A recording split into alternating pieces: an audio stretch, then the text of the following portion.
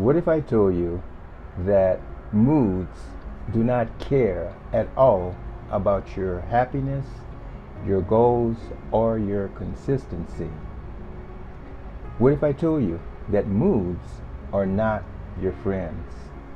And in this installment, I'm going to explain how you should not let moods determine the course of your action, and not to allow moods to determine whether or not you will be consistent. This is important. You need to realize that moods are not your friends. However, moods get their authority from you. When you acquiesce your control and believe that you don't have the power to choose how you feel, if you believe that you don't have the power to tell your feelings how to feel and tell your thoughts what to think, then moods take advantage of this ignorant assumption and take control over your mind, emotions, and your body. So this is a video about taking back control of your mind when you have a mood trying to ruin your forward progress. Okay, let's take a look. Let's talk about moods. Moods that get in the way of you moving forward with consistency. And I want you to know that moods do not care about your goals. Moods do not care about your consistency. In fact, moods are not your friends. So exactly what is a mood? Well, a mood is a type of mental climate that determines what you become predisposed to do. And moods occur through a multitude of known and unknown factors. There is a field of study called biorhythms. And this field of biorhythms says that we as humans have basically 3 cycles of energy, 3 cycles of energy fluctuation. There is a physical cycle of energy fluctuation, which is said to go up and down every 23 days. And there is an emotional cycle, which is said to go up and down every 28 days. And there is an intellectual cycle, which is said to go up and down every 33 days. So just in this particular factor of biorhythms within our human organism, we can see that these energy fluctuations can affect what we call a mood. Now, the whole idea is that a mood may be influenced by various factors, and if you live long enough, you realize that you have high days and you have low days. There have been also anecdotal references throughout the centuries of observable changes of behavior during the full moon. In fact, there is even a term that is associated with mental instability, which we call a person a lunatic, which means a person who is influenced by the moon negatively.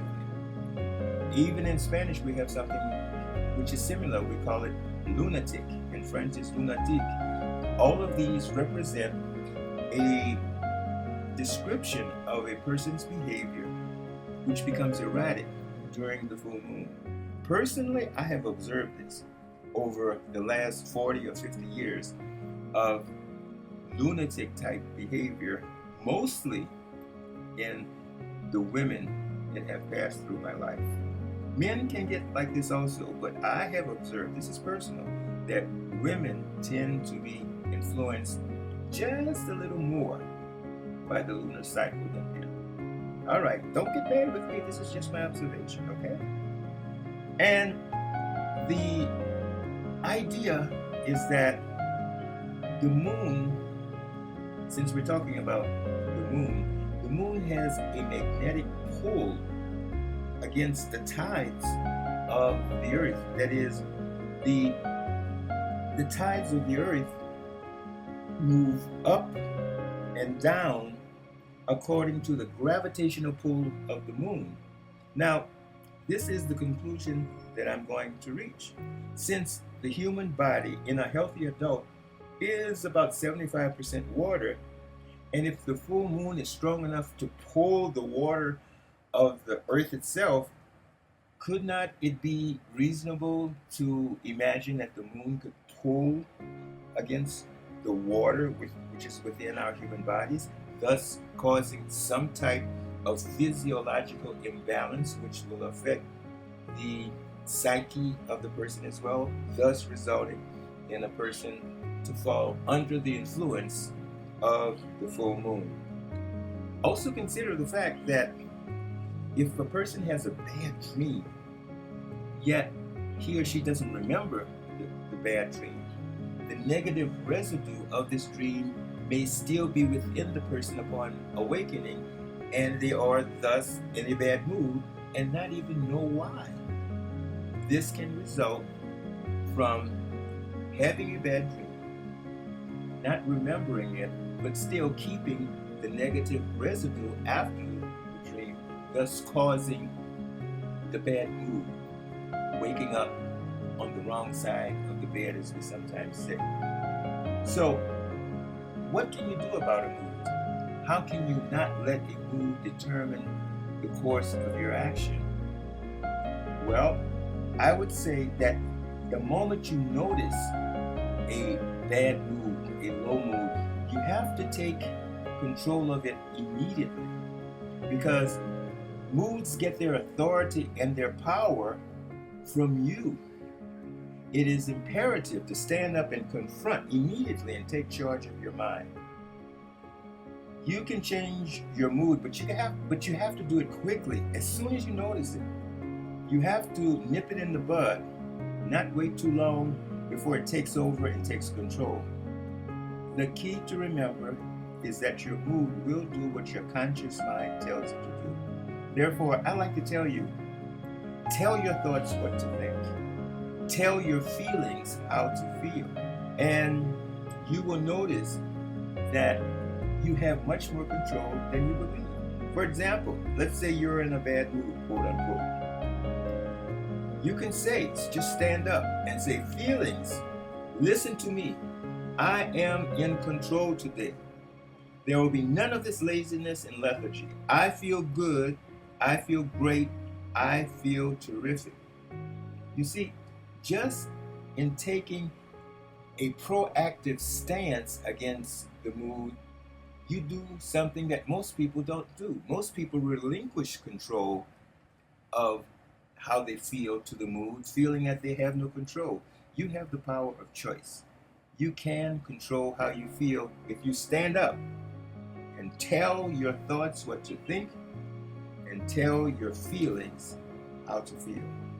So, a mood is not a sentence that you cannot reverse. Keep this in mind, that you have the conscious power and the control over a mood. Moods are not your friends. Don't treat them like welcome guests inside of you. Moods do not care at all what your goals are. Moods do not care if you're happy or not happy. So you have to understand that you have a choice to dispel this energy system by simply taking conscious control and choosing not to feel what the mood is inviting you to feel. All right. This is yours truly, Charles Prosper, your consistency success coach, wishing you, as always, to stay consistent and be successful.